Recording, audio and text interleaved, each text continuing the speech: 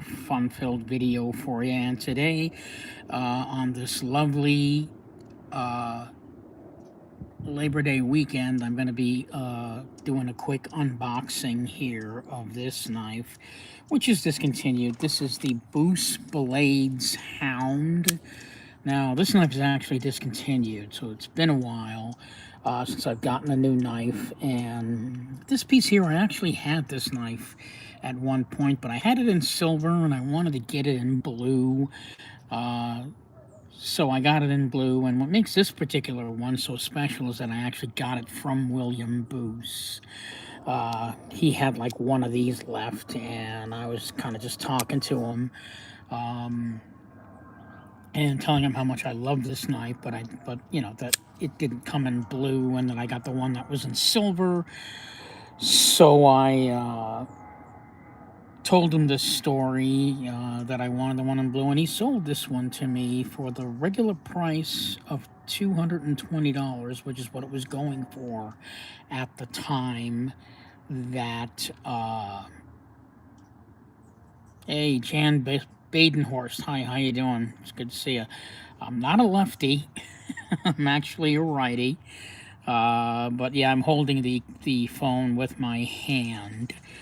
With my left hand, so it's going to be a little awkward to do this unboxing. So this is what the box looks like.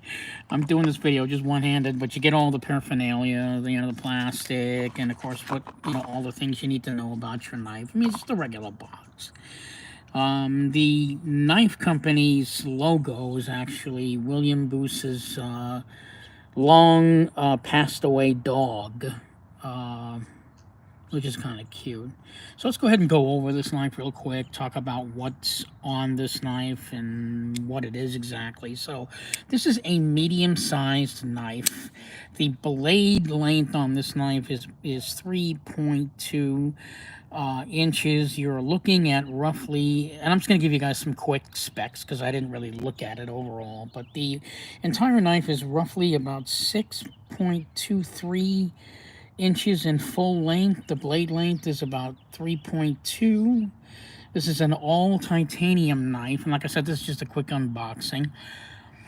Yeah, it's an all titanium knife, anodized in blue, complete with a blue pocket clip.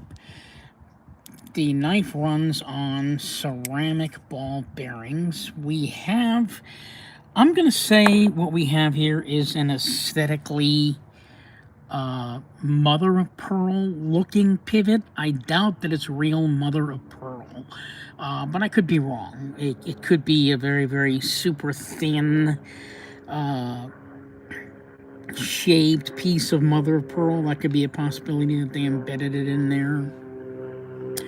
But nevertheless, whether it's plastic or mother of pearl, it's a very, very pretty looking aesthetic regardless.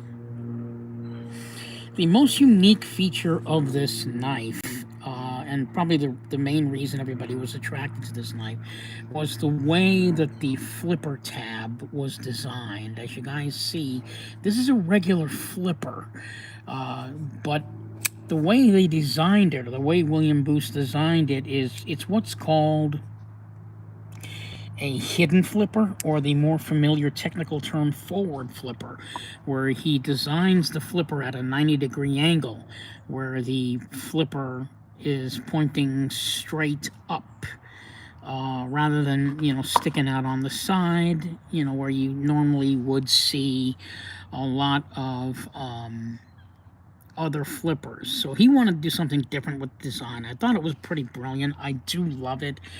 It does take some getting used to, in a sense that when you are deploying this knife, you're limited to the way that you can deploy it. With a regular flipper, you could probably hold a knife any way you want, and it'll flip open easy. This knife, with the forward flipper feature, you're getting something, but then they're taking something away. What you're getting on this knife is the fact that the flipper doesn't stick out at, over here on the side, so that it becomes like a pocket pecker in your pocket. That's what you're getting with the forward flipper.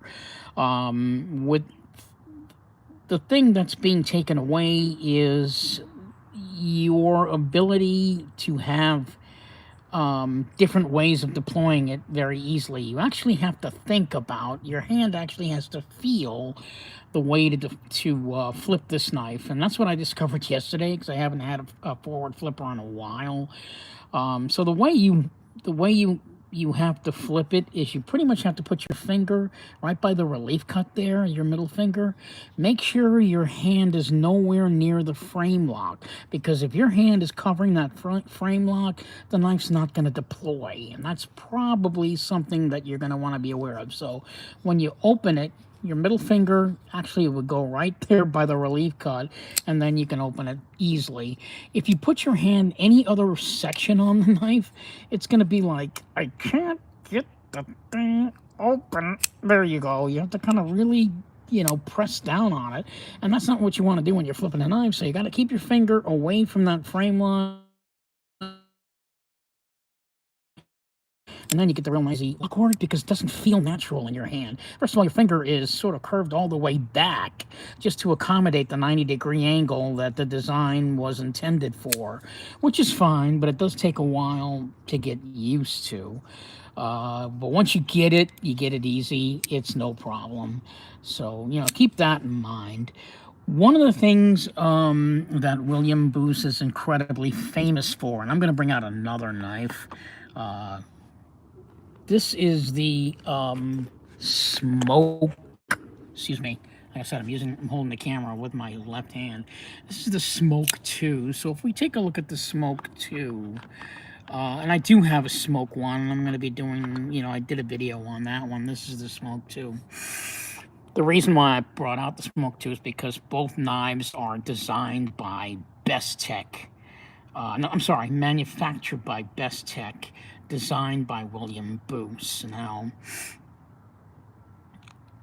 what's amazing, or what's interesting, what William Booth is really known for is creating these really slim designs. His way of knife making, which is really unique, and I haven't seen it really on any other knife maker, is his ability to slim down a knife to the point where you can't slim it anymore. In other words, what he does is he takes a slim profile of a knife and sees, how much can I slim a knife down so that when the person is carrying it in their pocket, it almost feels like it's not in their pocket at all. But at the same time, I don't want to take away from the ergonomics of the knife when I'm using it. In other words, can it fill my knife and can it fill my hand comfortably enough so that when I'm using it, I don't really notice how slim the knife really is. That's really what William Booth's niche is in his knife making. And if you take a look at his website, he's now into making custom Booth blade knives now, where he's actually making the knives himself. You'll notice that all of his knives still have that slim profile. With the arrow, the mini arrow, obviously the Hound, the Smoke 1, the Smoke 2, all of his knives have that. They do have that slim profile, but yet they don't take away from the actual ergonomics of the knife when you're using it. And I think that that's a really unique niche that he's held on to as a knife maker, because to be honest with you, I don't think anybody does it any better than William Booth. And it's through the confines of that design concept that he's really able to create some really unique and interesting designs that really do hold up. So back to this Booth blade Hound. I haven't really gotten into it too much.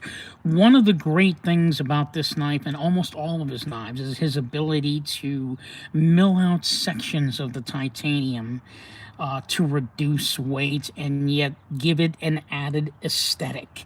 So on this piece, he's milled out these 3 holes in the knife going all the way through, and that obviously, that is to take away from the weight of the knife, so it's not so heavy. That really looks fantastic.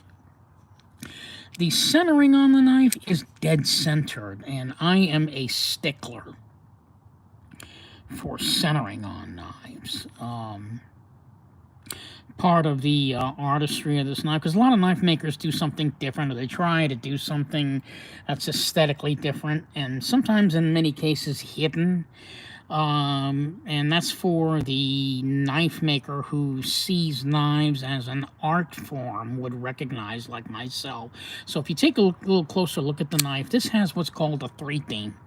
He did it on the Smoke 1. You can barely see it on the Smoke 2, but this has what's called a 3 theme. So if you look at the pivot, it's got 3 points on the pivot, sort of that triangle. He's got 3 holes for the milled holes there. The knife is held together with 3 screws. We've got the pivot, a screw here, and a screw there. That's 3. Now we turn around to the back spacer. Check it out. 1, 2, and then 3. So it's a 3 theme, and then finally the pocket clip has 3.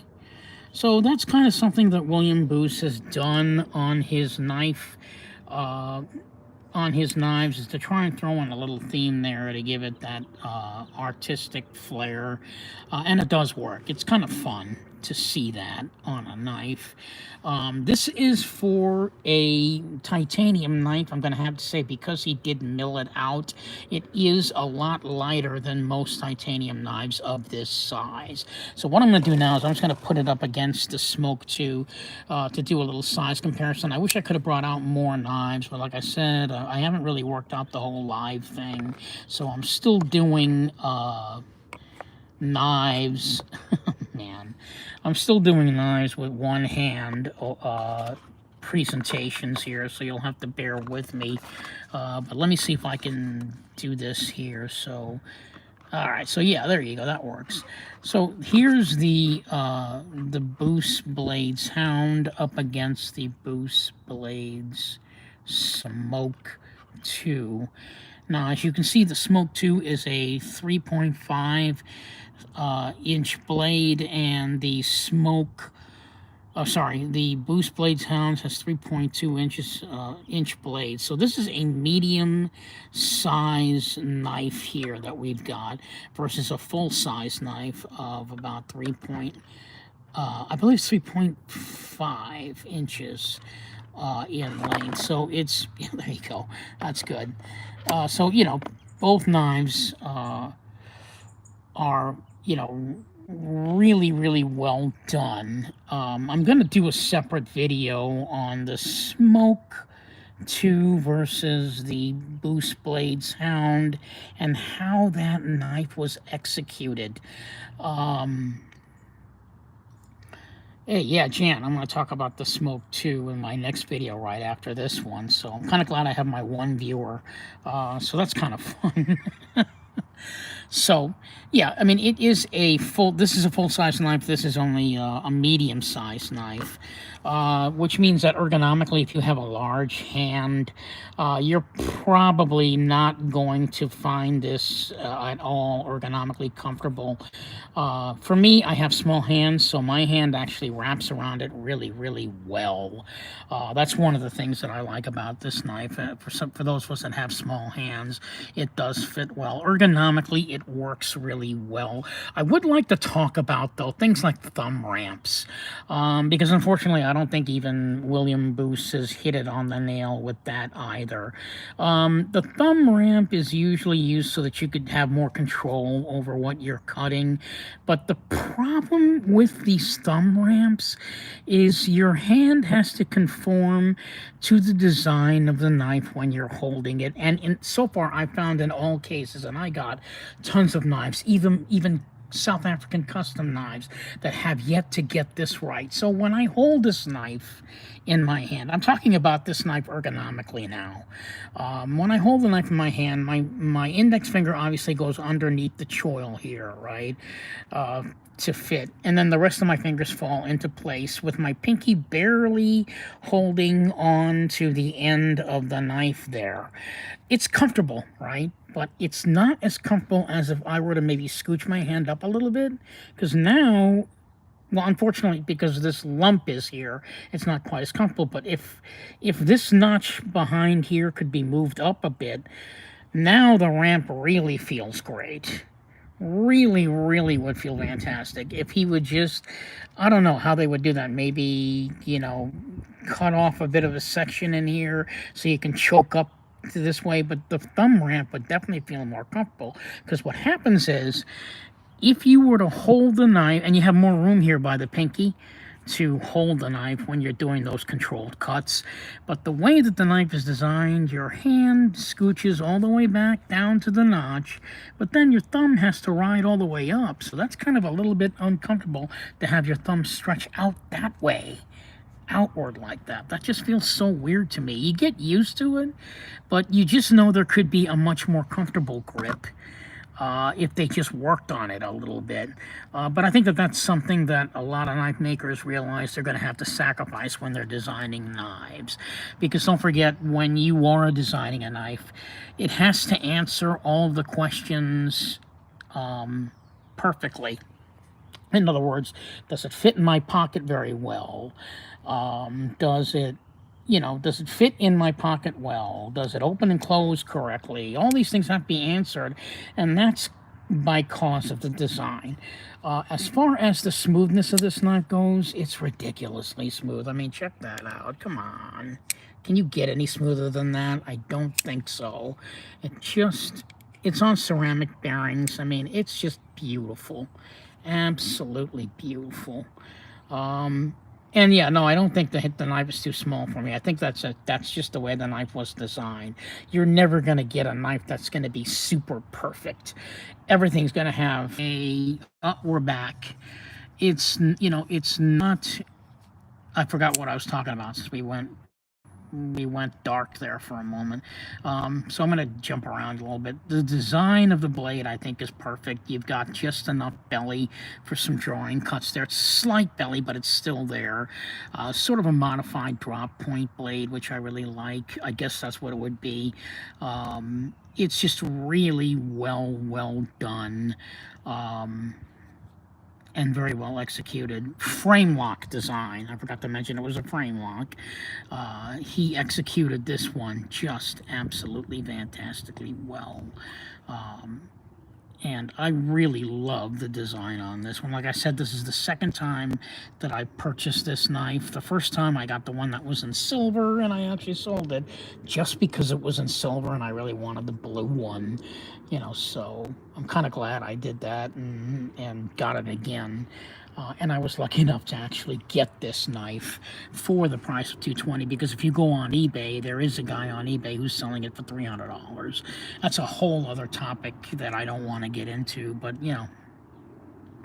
who knows, maybe the guy has reasons for having to sell it at that price. I don't want to believe that everybody's just out to sell these things for the money. So if you are interested in this knife, I'll tell you a little secret. If you're interested in this knife, you may want to consider contacting William Boos, because he's got some on him. I don't know how many of these he has, but this is where I got mine from. I got mine from William Boos. He was nice enough to sell it to me for $220. I don't know if he's going to sell it to anybody out there for $220, but you never know. If you're nice to him and he's got a nice rapport with you,